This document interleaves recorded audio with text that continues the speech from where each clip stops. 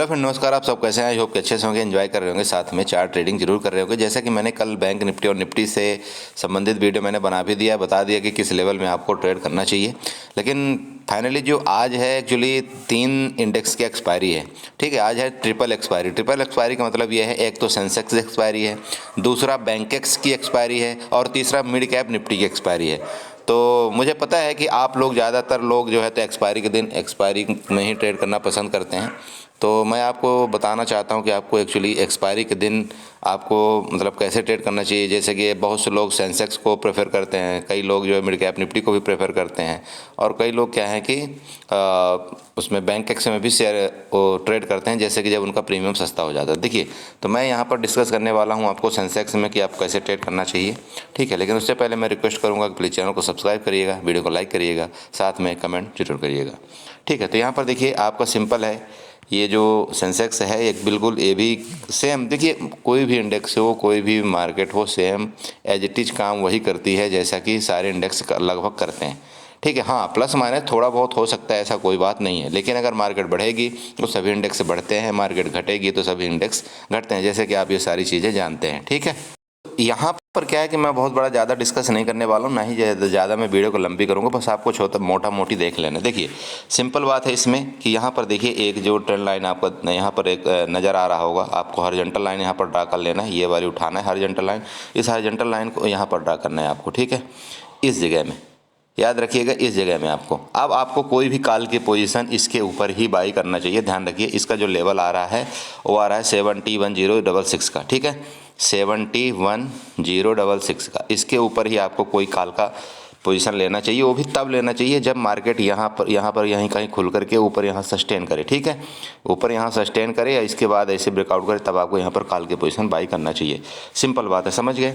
और अगर मान लीजिए कि यहाँ पर खुल करके इधर कहीं खुल करके मार्केट नीचे जाने लगे, ध्यान रखिएगा, अगर नीचे जाने लगेगी तो आपको यहाँ हाथों के हाथ जो है तो यहाँ पर आपको कम से कम यहाँ पर 200 पॉइंट का टारगेट मिलेगा, जो कि है 70,600 का। ठीक है, यहाँ पर नीचे का टारगेट आपको मिलेगा अगर इस एरिया में मार्केट खुल करके यहाँ कहीं नीचे जाती है तो। ठीक है, ये हो गया 2 ट्रेड आपका।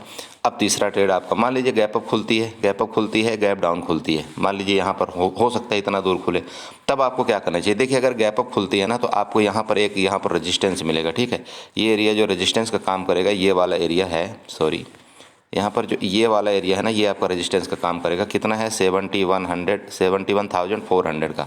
ठीक है, लेकिन अगर इतना दूर खुलेगी तब की मैं बात कर रहा हूँ, ये एक रेजिस्टेंस का काम करेगी। और जैसे ही इसके ऊपर अगर मार्केट गई, सस्टेन गई, तो ये आपको यहाँ पर 200 का यहाँ पर आपको मूवमेंट मिलेगा, 200 पॉइंट का, जो कि टारगेट यहाँ पर निकल कर आ रहा है 71,400 का, सॉरी 600 का। ठीक है, ये आपका ऊपर का मूवमेंट है। इसके बाद फिर 600 के बाद अगर ऊपर मूवमेंट करते तो फिर इसका टॉप जाने की भी आप उम्मीद रखिए। ये ठीक है, ये टॉप भी जा सकती है। ये हो गया गैप अप के केस में ऊपर जाने के लिए। अब मान लीजिए गैप अप के केस में अगर यहाँ मान लो खुली कहीं, मान लीजिए गैप अप खुल जाती है, यहाँ पर गैप अप खुली, अब मार्केट नीचे आने लगे, तो अगर यहाँ से गैप अप खुल करके मार्केट नीचे आती, तुरंत के तुरंत आपको पुट यहाँ पर बाई करना चाहिए।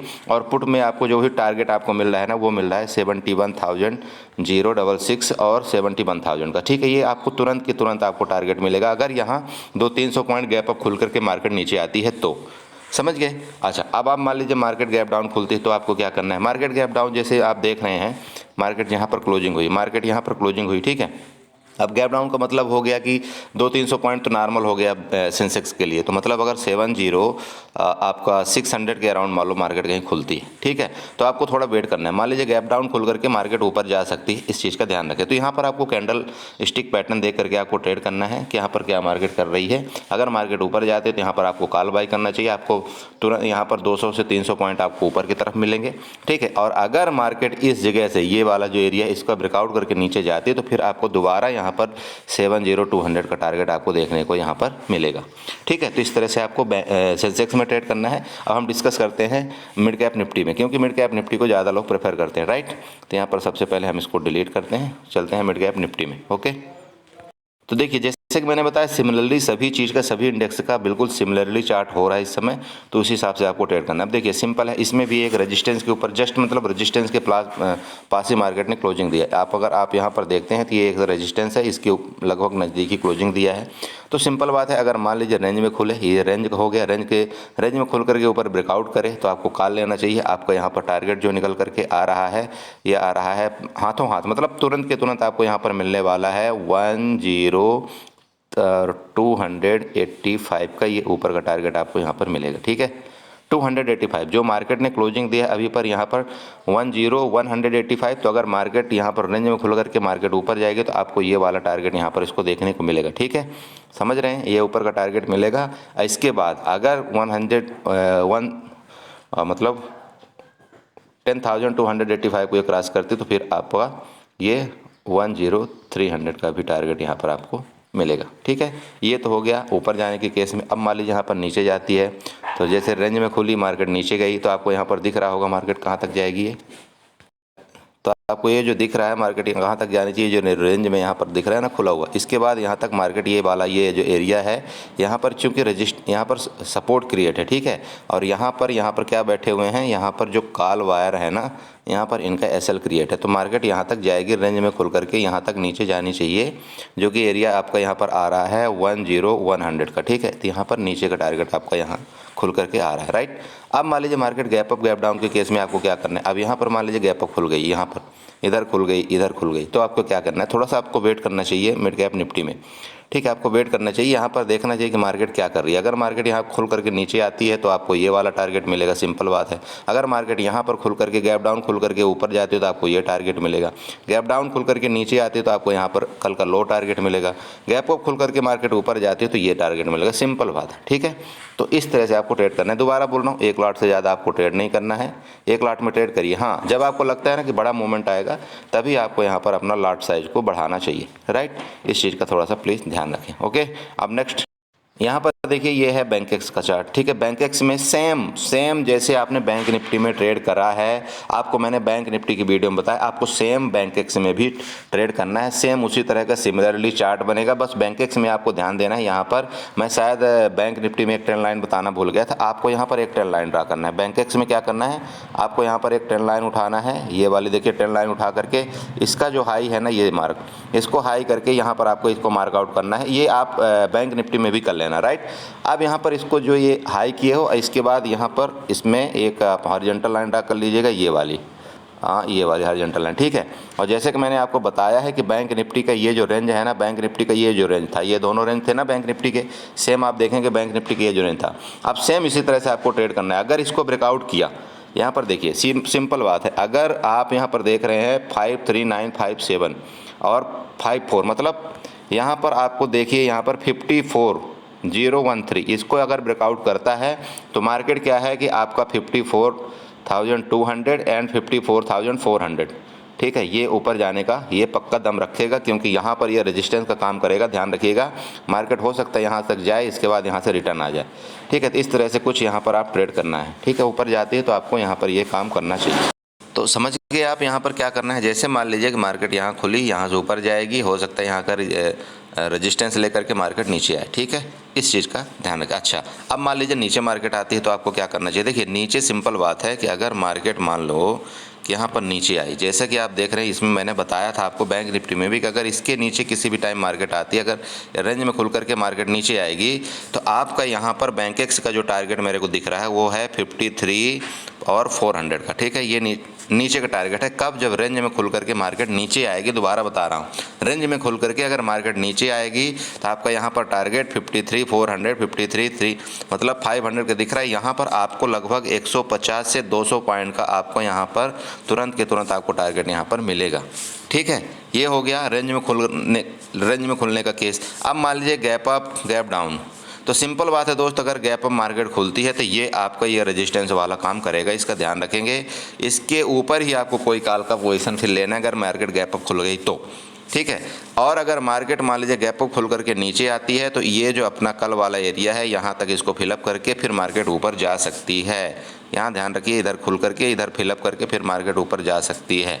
ठीक है, तो आपको ये गैप अप वाले केस में इस तरह से ट्रेड करना है। अब देखिए दूसरा भी केस हो सकता है, कोई भरोसा थोड़ी मार्केट का, मान लीजिए गैप अप खुले, मार्केट कंटिन्यू नीचे आना शुरू कर दे। ठीक है, तो नीचे आएगी तो इसके नीचे जैसे ही आती मार्केट तो फिर आपको पुट बाई करना है। जैसे इसके नीचे मार्केट आए आप पुट बाई बेधड़क करिए, और आपको दोबारा बता रहा हूँ कि 53,200 तक के भी टारगेट आपको देखने को यहाँ पर मिलेंगे। ठीक है, लेकिन गैप डाउन के केस में आपका गैप डाउन के केस में फिर सिनेरियो बड़ा बेकार हो जाएगा सर।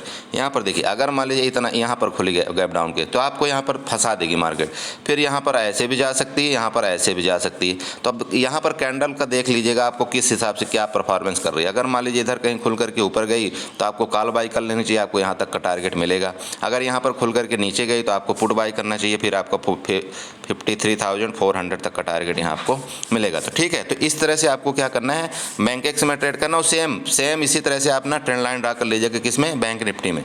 आप जिसमें भी आपको मर्जी हो उसमें ट्रेड करिए। देखिए मैं हमेशा आपको बोलता हूं कि अगर आप एक लॉट से ट्रेड करते हैं, ठीक है, तब तो फिर इनमें थोड़ा सा अप्लाई कम करिए, क्योंकि इतने ज़्यादा वोलेटाइल होते हैं कि आपको 1 मिनट में आपका एसएल हीट कर देंगे। ठीक है, तो उस इंडेक्स में शिफ्ट हो जाइए जिसमें आज एसएल हीट होने का कम डर है। लेकिन अगर आप ज़्यादा लॉट से ट्रेड करते हैं और स्कैल्पिंग करते हैं, तब तो फिर आपको देखना चाहिए जैसे एसएल लिमिट आर्डर लगा करके। ठीक है, एसएल लिमिट आर्डर मैंने आपको बता रखा है, नहीं समझ में आएगा तो मैं किसी दूसरे वीडियो में बता दूंगा। एसएल लिमिट आर्डर आप क्या करिए, एसएल लिमिट आर्डर में आप बाई करिए। एसएल लिमिट आर्डर का मतलब ये होता है कि जैसे यहाँ पर 100 रुपये चल रहा है रेट, अब आपको लगता है कि अगर ये 110 रुपये जाएगा, इसके बाद कम से कम 5 पॉइंट का मूवमेंट तो पक्का है, तो यहाँ पर आप क्या कर सकते हो, क्वांटिटी ज़्यादा रख करके 110 रुपये में आप अपना बाइंग प्राइस लगा दीजिए। जैसे आपका बाई होगा तो वो सीधे 115 में आपको यहाँ पर एग्जिट भी हो जाएगा, वहाँ पर सिस्टम दिया गया। ठीक है, तो आप ऐसे लिमिट आर्डर में काम कर सकते हैं, इसमें आप प्रॉफिट बना सकते हैं। लेकिन दोस्त इसका एक अगर बेनिफिट है तो इसका एक सबसे बड़ा नुकसान भी ये है कि अगर मान लीजिए कई बार आप देखते होंगे कि आपके 110 में बाई तो हो जाएगा, और बाई होते वो क्या करेगा, तुरंत रिटर्न मारता है और आप एग्जिट नहीं कर पाते हो। तो कभी भी एसएल लिमिट आर्डर में जब भी कभी आप बाई करते हैं तो इसका ध्यान रखें कि मतलब आप कवर आर्डर जरूर लगा के रखें। ठीक है, कवर आर्डर और एसएल लिमिट आर्डर जरूर लगा के रखें, उसमें आपका क्या होता है कि नुकसान होने से बच जाएगा। ठीक है, क्योंकि आपका एसएल भी फिक्स रहता है उसमें। ठीक है, तो इस तरह से कुछ काम करिएगा। प्लीज़ दोबारा बोलता हूँ, अपने लॉस को कंट्रोल करिए। जैसे कि आज है वीक का लास्ट डे, आपको आज जो है ना, आज आपको लॉस करके नहीं जाना है दोस्त, प्लीज़ लिख के रखिए, आज आपको लॉस करके नहीं जाना, नहीं तो पूरा 2 दिन आपके पास सब 2 से 3 सब बेकार हो जाते हैं। तो प्लीज़ चाहे आप ट्रेड करिए या ना करिए, ज़रूरी नहीं है ट्रेड करना, हर दिन ज़रूरी नहीं है मार्केट में ट्रेड करना। अगर आपका आज का हिस्सा के प्रॉफिट आपको कल बन गया है, मान लीजिए जैसे आप 500 का आप टारगेट रखते थे, अगर कल ही मान लो कि आपको 1000 रुपये बन गया, 1200 रुपये बन गया, तो आप क्यों रिस्क ले रहे हो? फिर आप मार्केट को देखो, मज़े करो, शांति के साथ थोड़ा चार्ट प्रेडिक्शन करो, क्या दिक्कत है? देखिए मैं हकीकत बोलता हूँ, मैं इसमें कोई वो नहीं मैं आपको रोक रहा हूँ प्रॉफिट लेने से, ऐसा मेरा कोई टेंशन नहीं है। बाकी मर्जी आपकी है, पैसा आपका है दोस्त, आपको लॉस करना प्रॉफिट करना आपका है। हो सकता है कि आप आज ट्रेड करें, अच्छा प्रॉफिट हो जाए। देखिए मार्केट है, कुछ भी हो सकता है। ठीक है, चलिए इसी के साथ मैं अपनी वीडियो को वाइंड अप करता हूँ। आई होप कि आपको सब कुछ समझ में आ गया होगा, और समझ में आए तो प्लीज़ चैनल को सब्सक्राइब करना, आप वीडियो को लाइक करना, साथ में कमेंट जरूर करना। Okay friend, thank you so much and enjoy करिए।